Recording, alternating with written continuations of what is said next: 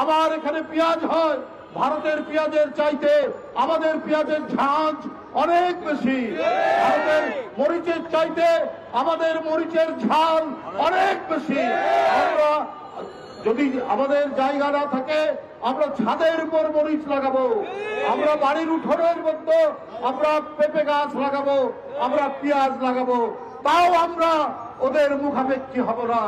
আমরা ভারতীয় পণ্য বর্জন করবো। বন্ধুরা আমার, আপনারা দেখেছেন আগরতলায় বাংলাদেশের সহকারী মিশন প্রতিদিন সেখানে 250 থেকে 300 ভিসা তারা অনুমতি দেয়। বাংলাদেশ সরকার সিদ্ধান্ত নিয়েছে, সঠিক সিদ্ধান্ত, তারা ভিসা বন্ধ করেছে। সেখানে কিছু উগ্রবাদী মানুষ জোরপূর্বক বাংলাদেশের যে সহকারী হাই কমিশন তার প্রধান ফটক ভেঙে ভিতরে ঢুকে আমাদের কর্মচারীদেরকে আঘাত করেছে। আমাদের জাতীয় পতাকা যেখানে পথ পথ করে উঠছিল, সেই জাতীয় পতাকার যে স্ট্যান্ড, যে খুঁটি, সেই খুঁটি ভেঙে আমাদের পতাকাকে তারা ছিঁড়েছে। কলকাতার ডেপুটি হাই কমিশন অফিসে সেখানে গিয়ে বাংলাদেশের বিরুদ্ধে তারা আজাবাজে বলেছে। বোম্বের ডেপুটি হাই কমিশন অফিসে তারা বলেছে। আমরা তাদের নানাবিধ বাংলাদেশ বিরোধী প্রচার আমরা দেখছি। তোমরা আমাদেরকে পছন্দ করো না, তারপরেও তোমাদের জিনিস কিনতে হবে। বাংলাদেশের মানুষ তো মাথা নত করার মানুষরা, আমরা একবেলা খেয়ে থাকবো, তারপরেও আমরা মাথা নত করব না। তারা নাকি বলে, ভারতের অনেক সাংবাদিক, অনেক রাজনৈতিক নেতা, যে আমাদের এখানে না আসলে আপনাদের চিকিৎসা হয় না। আরে আপনারা কি বিনা পয়সায় চিকিৎসা দেন? আপনারা কি বিনা টাকায় এক কাপ চা খাওয়ান? এই নজির তো নাই আপনাদের। আমাদের দেশের লোক ডলার খরচ করে ওখানে গিয়ে।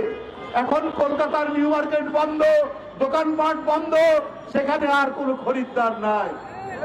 আমাদের ডলারের কেনা হতো, হাসপাতাল বন্ধ।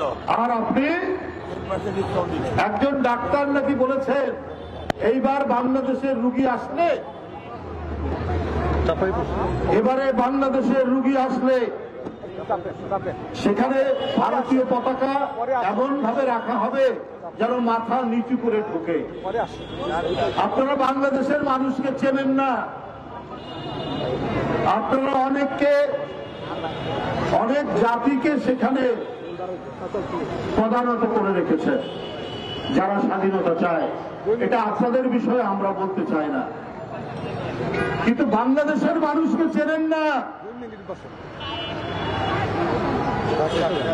ওই পশ্চিমা পাকিস্তানি পাঞ্জাবিরাও কিন্তু এই দেশের মানুষের লুঙ্গি পরা মানুষ হাতে স্ট্যান্ডার্ড নিয়ে নদী সাঁতরে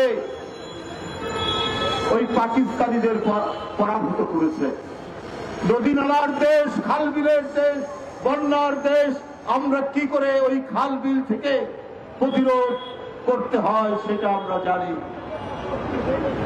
কিসের এত অহংকার আপনাদের?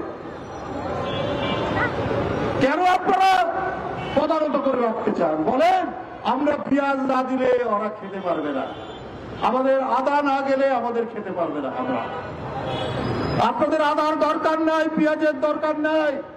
আমাদের বান্দরবনে, আমাদের পার্বত্য চট্টগ্রামে প্রচুর আদা হয়, আমাদের নীলফামারীতে প্রচুর আদা হয়। আমরা আদার চাষ বাড়িয়ে দেব, আমরা রসুনের চাষ বাড়িয়ে দেব। আপনাদের উপর আমরা মুখাপেক্ষী থাকবো এটা ভাবার কারণ নাই। যে আপনারা আমাদের একটু দেবেন আর যা বলবেন তাই শুনতে হবে, ওইটা দুই একজন হাসিনার মতো লোক থাকতে পারে, কিন্তু কোটি কোটি বাংলাদেশের এইটা করবে না।